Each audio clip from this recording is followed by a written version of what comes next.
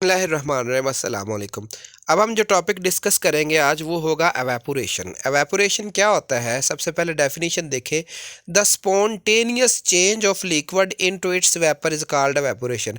Spontaneous का मतलब होता है रेगुलर, मुसलसल। तो स्पॉन्टेनियस चेंज से मुराद ये है कि मुसलसल चेंज होना किसका, लिक्विड का, इसके अपने वेपर में। इसको हम क्या कहते हैं? एवेपोरेशन कहते हैं। देखिए, जो लिक्विड के मॉलिक्यूल्स होते हैं ना, आपने भी वैसे ऑब्जर्व किया होगा कि जब आप पानी वगैरह सड़क पे या रोड पे या घर में छिड़कते हैं तो थोड़ी देर बाद देखते हैं कि वो उड़ जाता है। तो अब हुआ क्या कि वो पानी कहाँ पे गया? वो पानी जो बखरात बन के हवा में शामिल हुआ है, उसी प्रोसेस को हम कहते हैं एवेपोरेशन। इसी तरीके से जब आप कपड़े सुखाते हैं, ठीक है, तो कपड़े जो होते हैं वो गीले होते हैं, तो वो गीलापन जो कपड़ों का होता है वो इसी वजह से जो है ना वो खुश्क होते हैं कपड़े, क्योंकि पानी के जो मालिक्यूल कपड़ों के ऊपर लगे होते हैं वो हवा में शामिल होते हैं, और इस प्रोसेस को हम कहते हैं एवेपोरेशन। अब एवेपोरेशन बेसिकली जब हम इसको देखें कि ये होता कैसे है, तो सबसे पहले हमें देखना पड़ेगा काइनेटिक मॉलिक्यूलर थ्योरी को। अगर हम काइनेटिक मॉलिक्यूलर थ्योरी को देखें तो काइनेटिक मॉलिक्यूलर थ्योरी कहती है कि लिक्विड के मॉलिक्यूल जो है ये मूव करते रहते हैं, यानी कि लिक्विड के अंदर जो मॉलिक्यूल है ये भी हमेशा मूविंग करते रहते हैं, इनकी एनर्जी होती है, ठीक है। अब वो अलग बात है, किसी लिक्विड के मॉलिक्यूल के दरमियान जो है वो एनर्जी कम होती है, किसी के ज़्यादा होती है, वो आगे जाके फैक्टर डिस्कस करते हैं कि ऐसा क्यों होता है, ठीक है।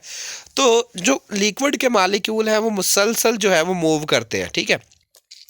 अब उनके मुसलसल मूव करने की वजह से उनकी जो काइनेटिक एनर्जी होगी, अब अगर उनके दरमियान काइनेटिक एनर्जी है तो उनमें कुछ मॉलिक्यूल ऐसे होंगे जिनकी काइनेटिक एनर्जी हाई होगी, ज़्यादा होगी, और जिनकी काइनेटिक एनर्जी ज़्यादा होगी वो लिक्विड के अंदर जो मौजूद इंटर मॉलिक्यूलर फोर्सेस है उन पर गालब आ जाते हैं, यानी कि उनको ब्रेक कर देते हैं, और ब्रेक करने के बाद एवेपोरेट हो जाते हैं। इस प्रोसेस को हम क्या कहते हैं कि ये है एवेपोरेशन। जैसा कि अब आप इस डायग्राम को देखें कि ये लिक्विड है, ये सरफेस जो है ना, लिक्विड के जो सरफेस के ऊपर मॉलिक्यूल है, वो मॉलिक्यूल जिनकी एनर्जी ज़्यादा है वो मूव करते करते जब सरफेस पे आते हैं तो यहाँ से एस्केप हो जाते हैं, बच के निकल जाते हैं। इस प्रोसेस को हम क्या कहते हैं कि ये जो लिक्विड का वेपर या गैस फॉर्म में जो है वो चेंज होना क्या कहलाता है? एवेपोरेशन कहलाता है।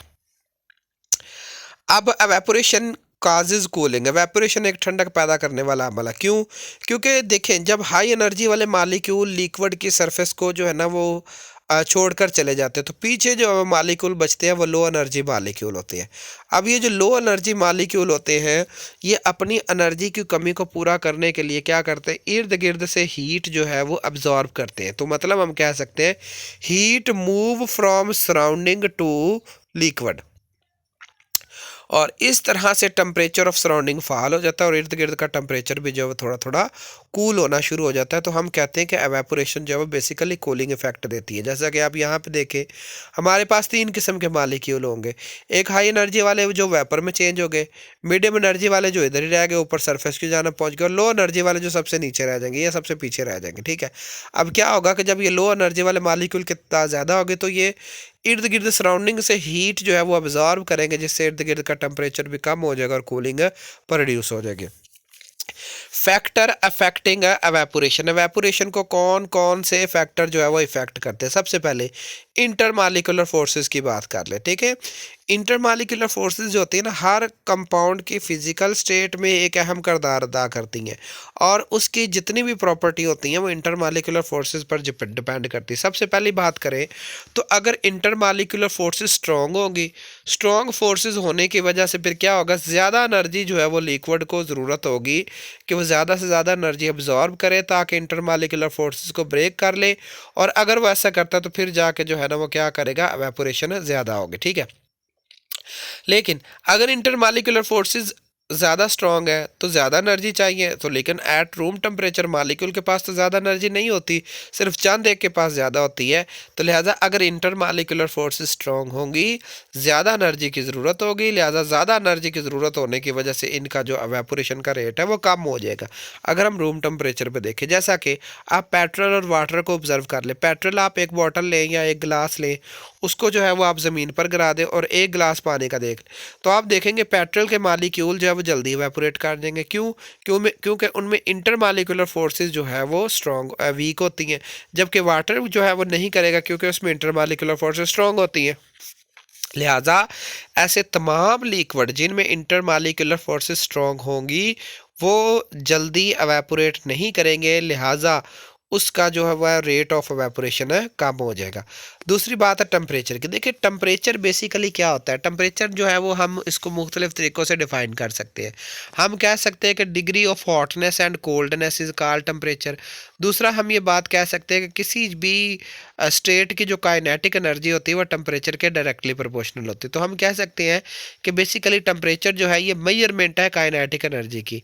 अगर टेम्परेचर किसी भी सब्सटेंस का ज़्यादा होता है, किसी लिक्विड का टेम्परेचर ज़्यादा होता है, टेम्परेचर के ज़्यादा होने से क्या होगा, greater is the energy of molecule, उतनी ज़्यादा मालिक्यूल की एनर्जी ज़्यादा होगी, और जितनी मालिक्यूल की एनर्जी ज़्यादा होगी उतना जो है वो एवेपोरेशन है ज़्यादा होगा। तो हम कह सकते हैं कि जो इंटर मालिक्यूलर फोर्सेस और टेम्परेचर जो है ये दो मेन फैक्टर जो है ये बेसिकली एवेपोरेशन को कंट्रोल करते हैं। इसके बाद एक तीसरा भी है, तो हम कह सकते हैं कि temperature is directly proportional to जो है वो क्या कहते हैं कि एवेपोरेशन, और इंटरमालिकुलर फोर्सेस जो है वो इन्वर्सली प्रोपोर्शनल होगा। क्यों? क्योंकि अगर इंटरमालिकुलर फोर्सेस स्ट्रॉन्ग होती हैं एवेपोरेशन कम होगी, और अगर टेम्परेचर ज़्यादा होता है तो एवेपोरेशन ज़्यादा होगी।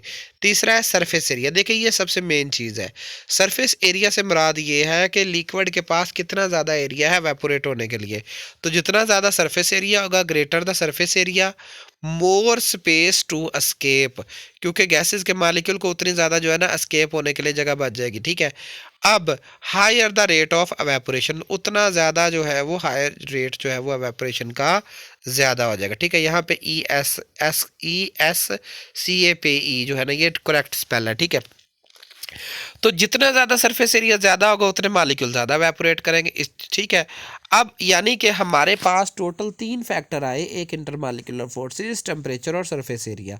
अगर हम ये बात कह लें कि एवेपोरेशन जो है वो बेसिकली सरफेस फिनोमेना है, तो ये बिल्कुल बात ठीक है, क्योंकि जितना ज़्यादा सरफेस एरिया होगा उतने मालिक्यूल्स को ज़्यादा चांसेस होंगे एवेपोरेट होने के लिए। जैसा कि आप एक गिलास पानी ले लें और एक गिलास पानी को जो है ना वो किसी बड़ी सी जो है ना वो थाली वगैरह में डाल दें, तो थाली वाला पानी जो है वो जल्दी एवेपोरेट कर जाएगा। क्यों? क्योंकि उसके पास सरफेस एरिया ज़्यादा होगा। जज़ाक अल्लाह जी, अल्लाह ताला आपके और मेरे लम्बे इजाफ़ा फरमाए।